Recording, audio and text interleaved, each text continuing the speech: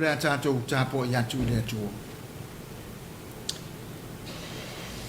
Ia vea outou mai o le matau le angaina, mai o sao le amio, o le whanau o le atua e le pōnā i te tonu o le tūpulanga amio whapio pio ma le whina uvale. O outou susuru atu i ai whapei o mea e whamalama ai le lalolangi. Siu tātou te tālo mo le nganga pa ia. Te nganga pa ia elo mātou whasosoani siri. O mātou whaantari atu i lau fio, se e ulu whale mai o mātou loto umanei, e te whaamana ina le nei Tapua'iga, mai e whaapaiea ina i mātou teitoa tasi.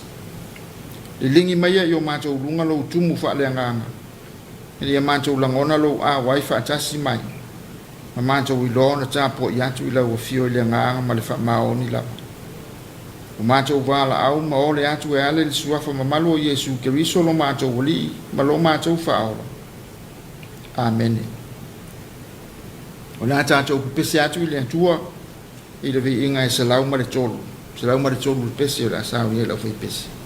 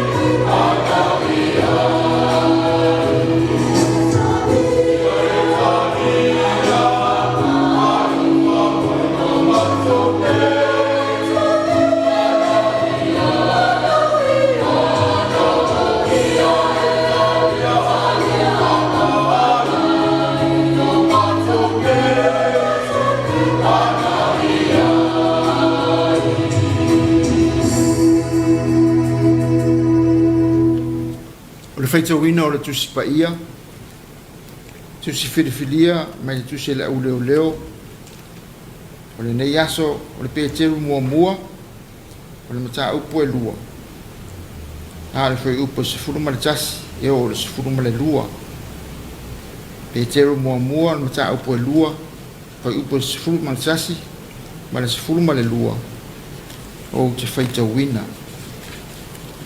ka fonga ia fionga pa ia le atua le au pele o te ai o yatu ia te autou o tangata ese mai a umau ia mamau o autou matui na nau o le tino o mea ia e tau ma le nganga ia le leia autou a mio i luma o nu ese o le mea la tau te fai upu le anga ai ia te autou pese i o tangata a mio le anga autou la tau te va ai ai ia autou a mio le lei ona la tau vivi ia tu wailea ile atua ile aso e asi mai ai tam ni te mai le atua ala le tatu fai tau fa longo ni se ona fionga pa ia mai tu mau ia te ele vi ingai fa bau la ba amen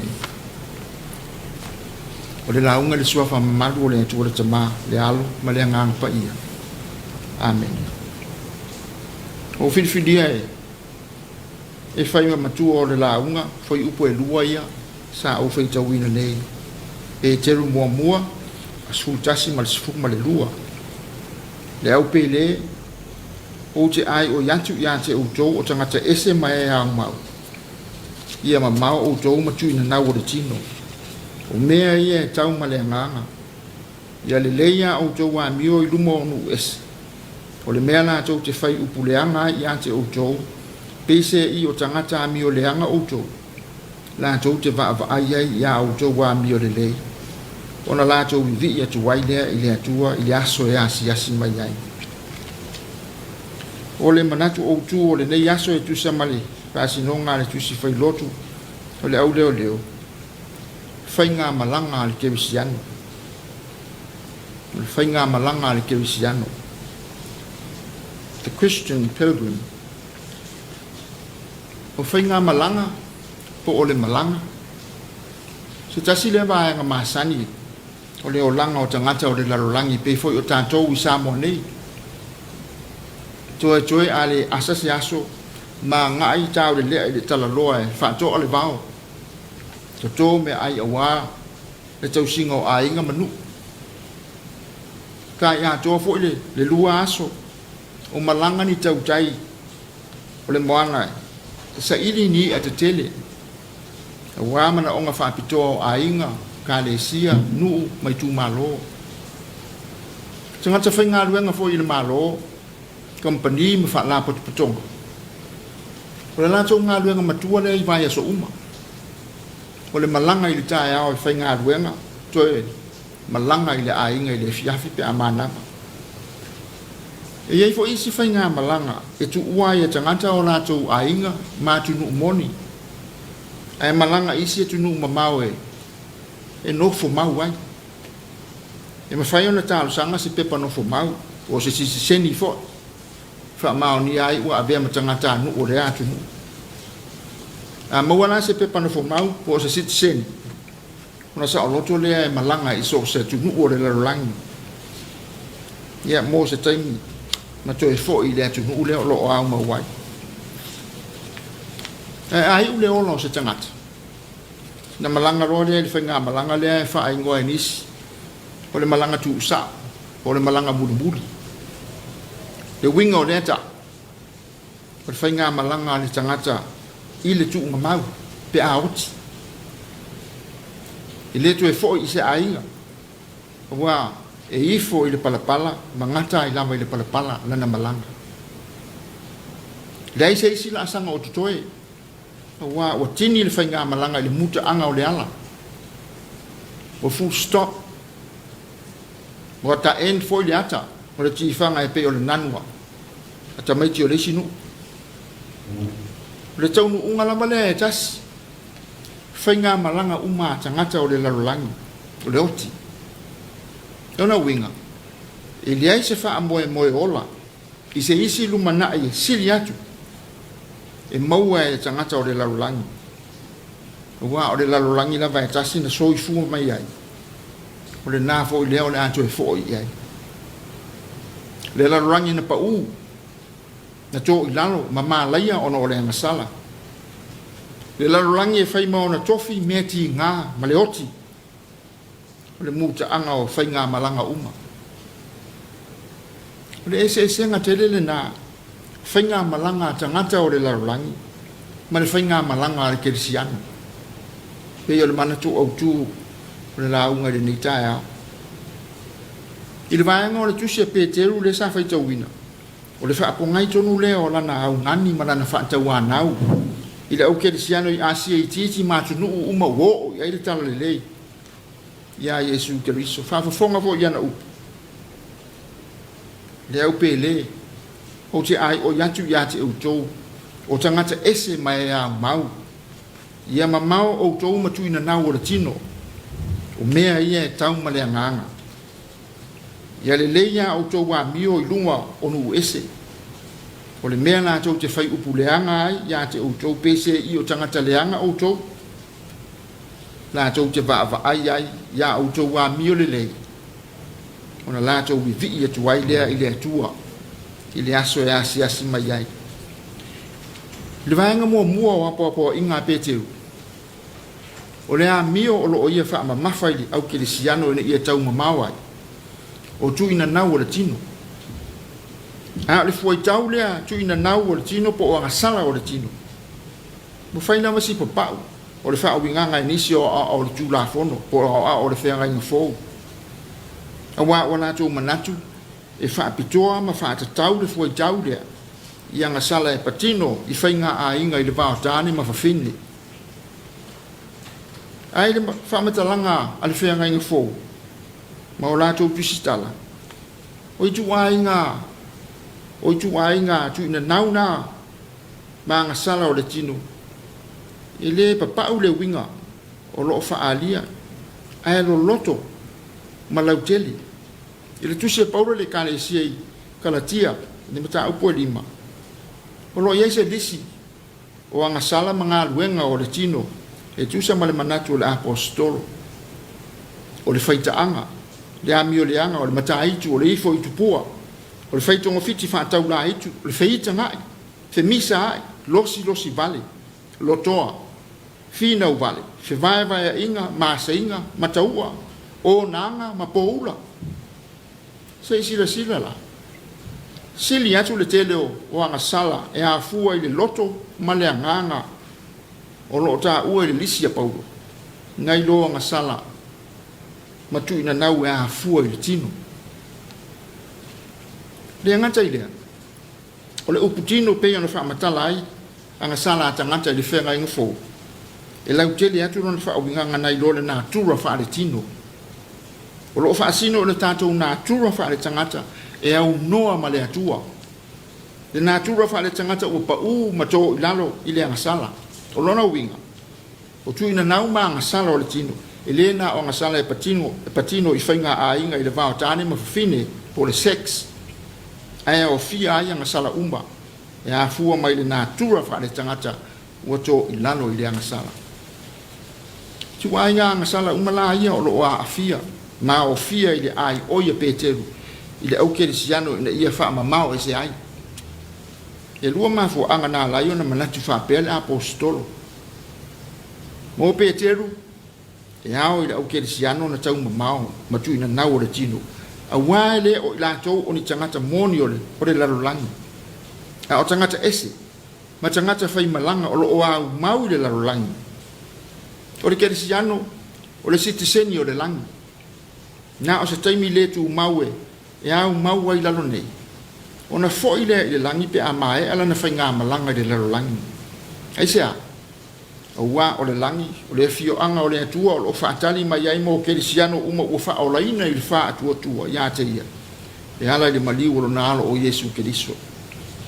Le wha pongai la le nā, e le talia ai, e ni kerisiano, ia tū la fono, o tū maanga, maamionga wha le laro langi.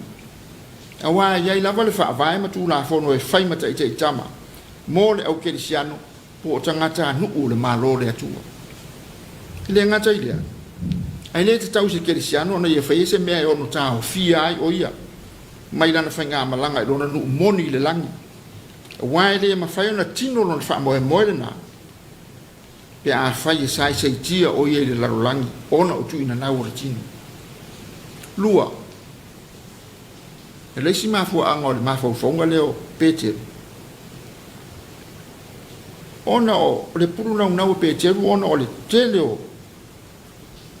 sa wanga tele o sa wanga sa fe ngai male ua e kalesia talu tali tunonga o le lotu kerisiano ele ngata lai le na a le tele fo yo tu inga se matu ya ma tau fa aleanga e fa sanga i tangata kerisiano o fa ta ita inga onisio nei tu inga e au fia ai mua e ai tangata le au kerisiano a fai la tu tau saminga e fasioti se tamaititi ma fai ai la tu inga ai ma fuade nei tu inga ono le fa winga se o upu le tali suanga e murumuri e Yesu ma ona so o lo tino le nei o tofi masui o to ina ta ma fai o to ia mali upu e fai e ipu o le fenga inga fo o le ipu le nei o le fenga inga fo le lo toto feinu ia o to o le se tua inga lona rua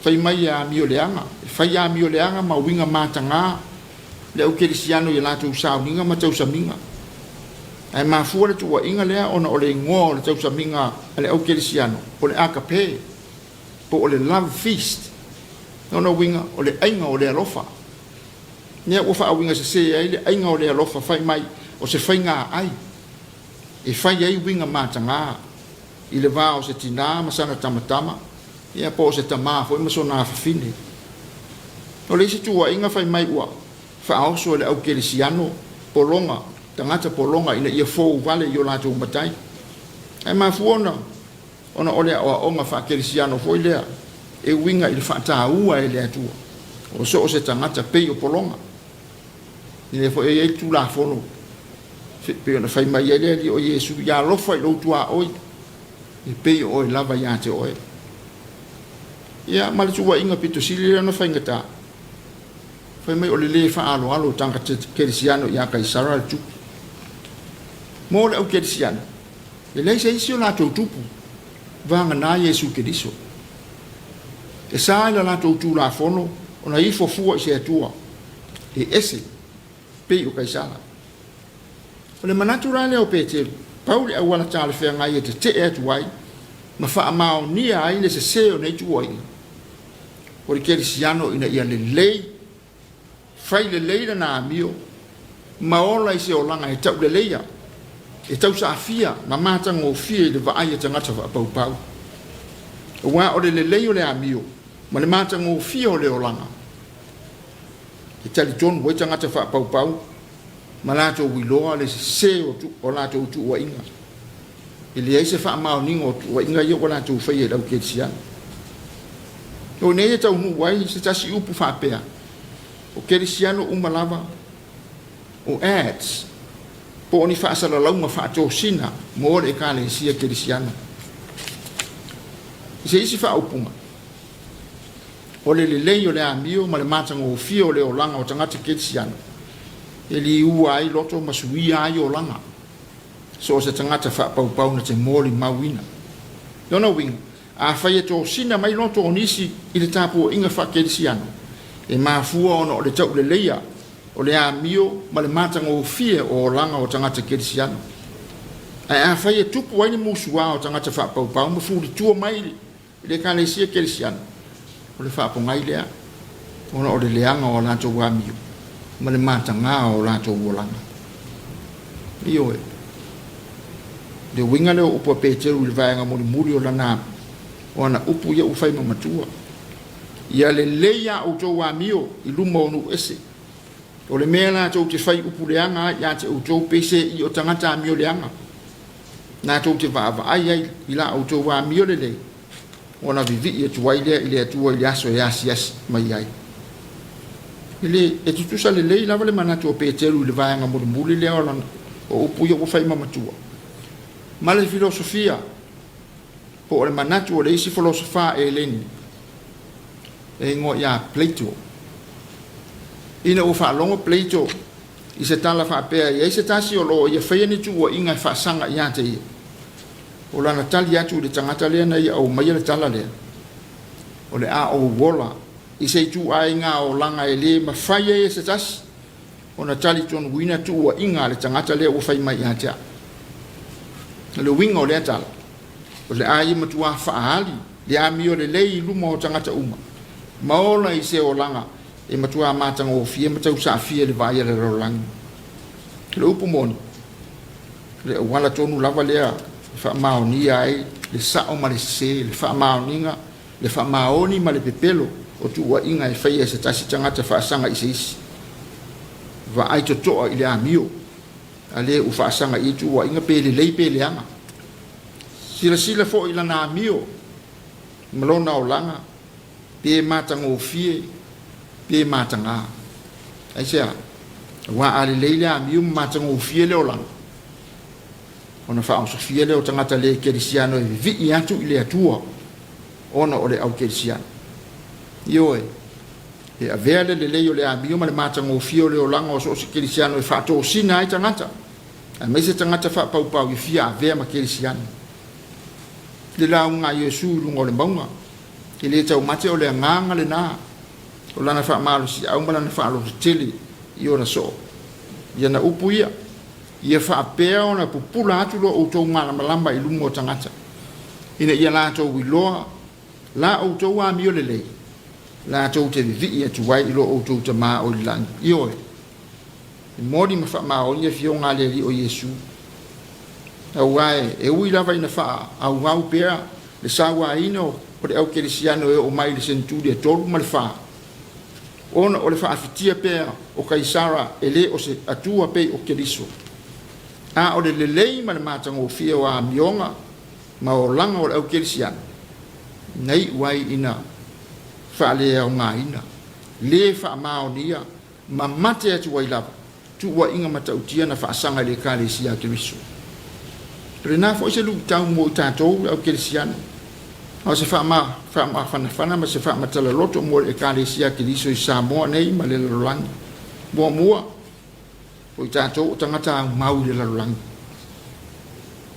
e wa tatou te le tu mau i nei pe yo upo le pese e lua sa lau ono sifuru ono ia la ona mau ono tangata fai malanga o lo o ilunga o le ala e le tau nu fa mo e alu pe le fai ngā malanga se ia tini le nu moni o iai le atua al fa fi tauli le tatou te fea ngai pe yaso nei o le tatou fa na nau i mea o le larolangi ma lo latou matanga o fie ma o tuina nau umana tuina nau o le tino e tau ma o tatou wanganga yaso uma ina ia muta le tatou fai malanga i lalo nei e ona i tatou tau nu u le langi to tele tatou le au kerisiano e muta lava i le larolangi tatou fai ngā malanga ona o sai tia i tatou e tuna nau manga sala o le tino a whiona i loa to i titi le ise va yaso e asam whaasara ronga o nisi ua whaamaro lo mai ngā ruenga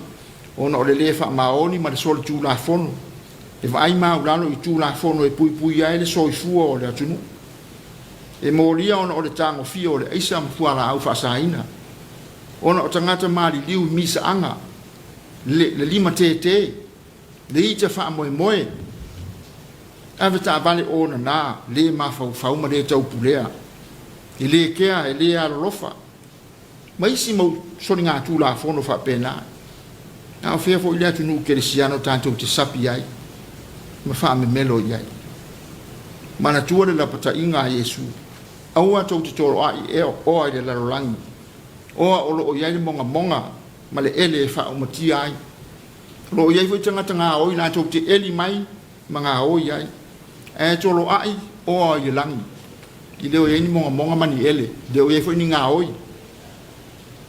wa ai nei ni tātou nau tele i le ia ai mau ma waile upenga pe popona fo i le manu ai oti ai le ngalu O le vala awina o apela amo pei ona maua le kinese mua kinese sifuruma le lua. O le ata manino le nao le whainga malanga le kerisiano i le langi. Ina ua vala au le atua ia apela amo e tu lona nuu, tu tangata o lona nuu, malona a inga. Ai alu se nuu o te whaasino atu ia te oe e whai mou. Ele i whai ngofia ia apela amo le vala au. E sea, le anga o tangata e o pito sili o na pele, ili o tele o tātou. E mai se lama pe a whai malanga ese, male a inga male nuu. Ai a wha apela amo. Le a ima se tali. Na ona wha longo lava i le upo le atua, tu lai loa, avelo ona tangata ma le usi tae. Au noa ma se fesili, o se tasi lava upo. O se whainga malanga e fōlinga na aru tā waso. Wae le loa po le ale le mauti noa le ala po pe sao le alu i kanana.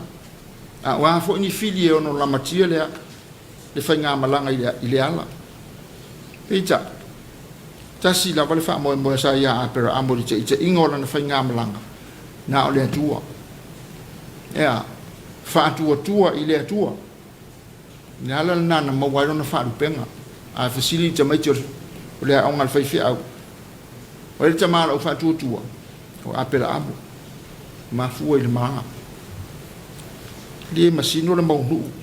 Fe a vea i le atua apera amo. Malona a inga. A ole i tau nuu i kanana. Nuu umana sa whai apera amo ma tangata ese.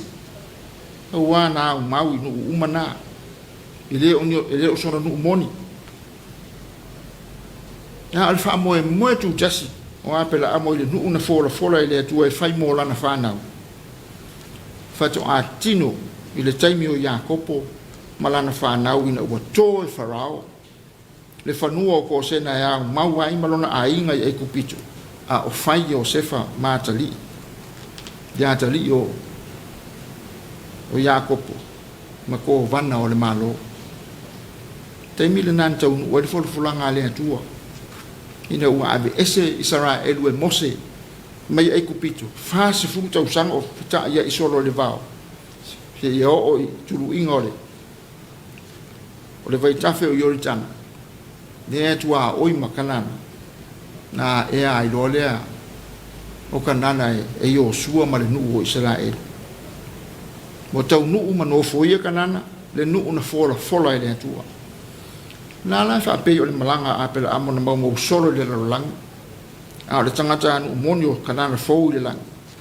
Le fio anga o le atua na fa moe tasi iai mo le sa penanga ma le sa unia o me unga o lana whainga malanga. Fa pe na fo le whainga malanga le kerisiano. I lona nu moni i le langi. E a mau i le langi. I le isa uni iai mo le whainga malanga i le langi. O lea o tātou mana tua le nava ya. Wa o le tapenanga uma apela am. Na o le tua lava. Le wha moe tasi iai.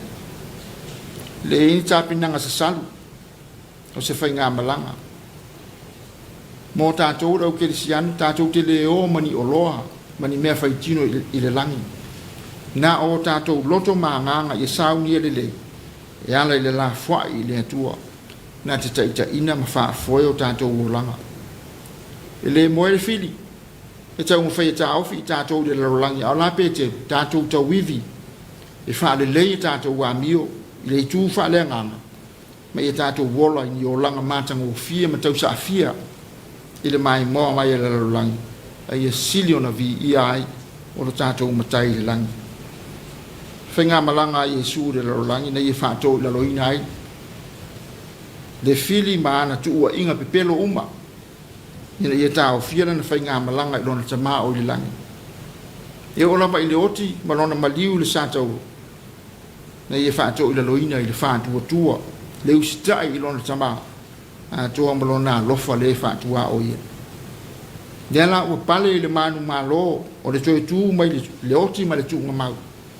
Ua whātasi fo i ma lona tama ma le aupa ia i le langi. Awa o sili ese le lei ma le matanga o fia o lana mio ma lona soifua au auna i le atua atoa matangata. A o whai malanga i le larolangi. a whaapea ona vi ia le suafa o le atua ona o tātou whainga luenga i le lalulangi o tātou whaimalanga i le lalulangi amu ia i tātou e vi ia le suafa o le atua lo tātou tama misoi fua ona o Yesu. Amen. Nā tātou ala talata i le atua e ala i tātou tāna sang. Le atua e lo mātou te māpa ia. O le vi inga ma le mamalu ma le pule a wao. O wā o le langi ma mea umalama. O le malosi. O le mamalu. O le te mao ai. Ma le oloa umai i le lalolangi a toa ma le langi. O mātou watu i o ruma ma le nganga whawhati tere lo mātou wali. Ina wea au mai manuia lo soi fua lo watunu mai mātou umai au ria le nei tae au fo. O mātou maua le mālosi whawhawina. Wea au mai le mana waola e wha au wau e lo mātou malanga. Wea e fōa i mai fōi o mea le lei e tausia i o mātou wola i la le tino. Wea au mai le mawhanawhana i o mātou lotu. Wea e whaafia mai i ate i mātou. Whaafitei tere lo mātou wali i a wā o le ngata ne au mai le nei yaso e whaapopo yaso lo mātou wola. Au wea au mai fōi whaatasi mao mea alofa. Mātou whaafitai ono o lau tausinga anga le lei le pō ana pō. Le nei fōi Taeao. Ta ape atu le tunu i whi au mga aduang mātou tali tonu tele o tu la fōai. Oro e a wai whaatasi mai lātou o whengai mati ute. O le whanau i lātou wā oma. O le Tapua'iga le au mātutua i te tonu o mātou wā inga. E mai se fōi o le e tō lo ngā rulue. O wale ati nai o le tamau a inga o le atu nuu ma a inga. Manu. Ia ai whapea fōi. I lātou lo ngā rulue i so se whaiva. Tautua ina ai le mā roma le atu nuu. Maona tangata. Mo mātou whawhatei tere lo mātou te mā. Wā o mātou mautinoa wale ngata ina e whaamanuia ina i mātou i lale tino. A o whape nā fōi lau au mea lofa o lea nganga. Mātou maua au whionga pa ia lau tusi pa ia e a oi mātou e a oai. Whaakoto ma whaatonu waila mātou wā mio. Mātou whawhatai lo mātou wali. E le ngata o whionga pa ia, whaimata pasai lo mātou wola. O mātou whawhatai fōi ono o tū la whono. Tā pasai ina e le ngata o mātou wā ma lau whio. Ai whapea fōi lo mātou wā tangata. O moana e tapena ina mea uma lo mātou wali. E le na o le tino. E o fōi o mātou nganga u whapea naona e whaia. E o mātou mā fau, a wābu e fua i mai le whau tauta. Ma le mā fau le le.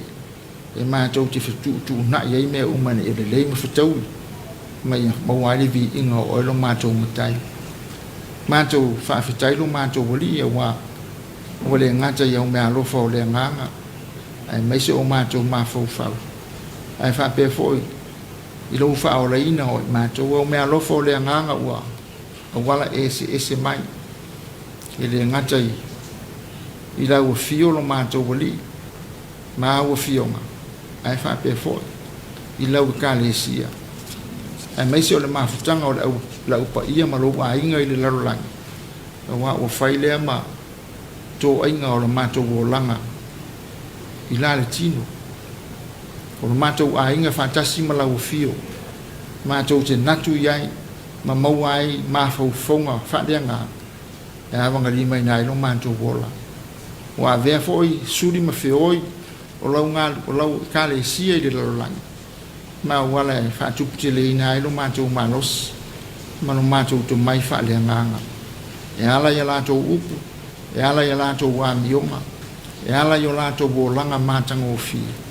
Whawhitei tere lo mātou o tua. E wā e sila i tū uma. E manuia ai ne so i fua o tangata. Mātou whawhitei fo i lo mātou te maa. O le mātou whawhatei sili lea ono Yesu Keriso. Ma le tōngi ola na ia saunia. O mātou mauai, le ola e whaavavau e ala le whaatua tua ma le salamo whaamaona. Na e saunia e ala ia Keriso Yesu. Tauna ia vi ia ma whaane ene eina lo suafa mamari.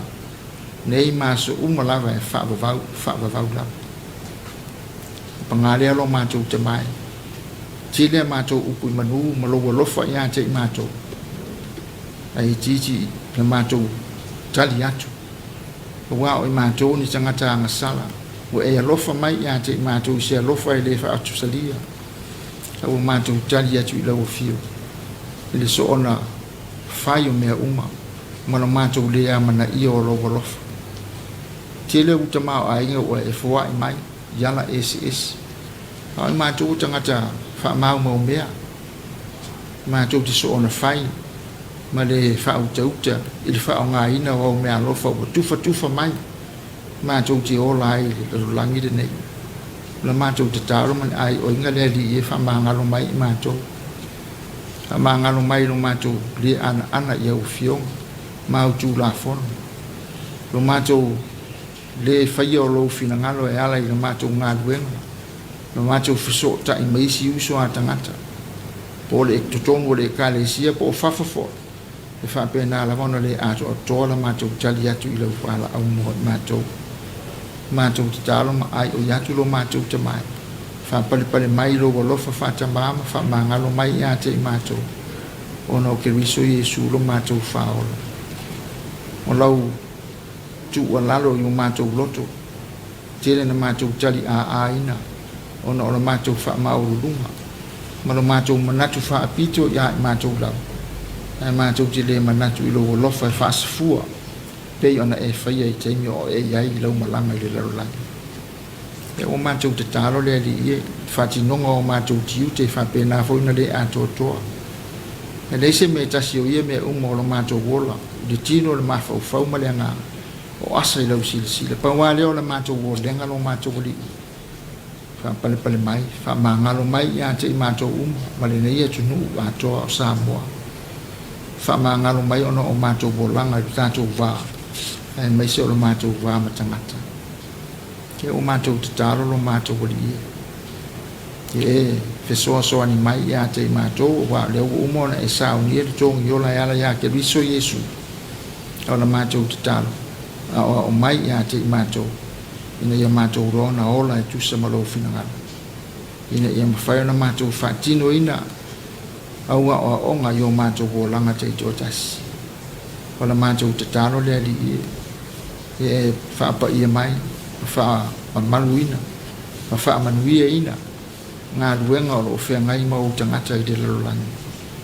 Mātou te talo mo au wha manuianga I lunga o lo mātou malo, lunga o mātou nuu, mei tū malo, ai meise o au kālesia. Mātou te talo lea li. O ia vaenga uma o lo mātou wola. Lo mātou se manga sala I pia. Ala mātou te talo, ia e o mai. Ia ua fionga mātou te iloa. Ona whaatino lo fina ngalo I o mātou wolanga I vaenga te itasi uma. O le soifuanga le nei. Mātou te talo mo au whaamanuianga I le nei aso. I lunga o Samoa ma ona tangata. I le ngata ia I nātou lo whianga I mga luenga. I tutongo ofisa o le malo ma kampani ma whaalapo pitonga. Ia ai whapea foi. Ia mātou whanau I lātou wa o onga. Te inane foi I lātou lo ngā ruru I lātou ina o le lei ma le manuia o le atunu. Ai te inane o lau kālesia o mātou te tāro le ali. Ia e wha manuia mai lo mātou te mai. A manuia lo mātou malo wha manuia I ngā rua ngā tai o kālesia ma o tangata lo lotu uma. Ina ia mātou tau wivi pia ma tau pati. Whailo fina ngalo I o mātou o langa li larolangi. Mātou te talo mo au wha manuianga lo mātou te mai. Ia I nātou o lo whengai mga ruengai. So soani ai isi tangata. O malo fo I mwhala putonga o lo anga le leima I a Samoa ma o na tangata I whapena ona e wha manuia atu I ate I lātou. Mātou manatua I nātou uma o lo whengai ma pōpua ngai le nei aso. O e o lo whengai ma mawhutanga motusia I le oti. Wha mawhana ina lo mātou wari.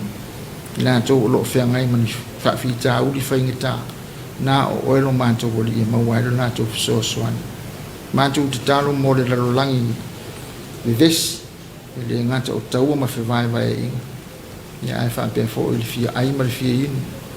E le tele o le tua o so i fu o nisi o atu nu o le lalolani mātou te talo mo inato umo lo fesulu fai solo ona o le fia maua ni me le lei ina nofo ai ma to ai o lato mafo fau na o elo mātou o tua e ma fai e ona maua le fesoa so ani mo inato i o mātou te talo sei e anga le leima e fesoa so ni mai awala e ma fai e ona maua e tangata i oro mo miela u fesoa so ani i fa pena ona e sa unia mo inato uro mātou tamau le yaso ma fuafuanga fa tawina le nei atu nu uma ona tangata o mātou te talo le ali e fa ma malu o ao tausi ma leo se o ne po le nei yaso na po a tu maulo o lofa i lunga o Samoa ma o mātou tangata o mātou te talo e fantasi ma le tele o te talo lilo i o mātou loto mātou o fo ina atu e ala lo suafa Yesu o lo mātou o li ma lo mātou fa'aola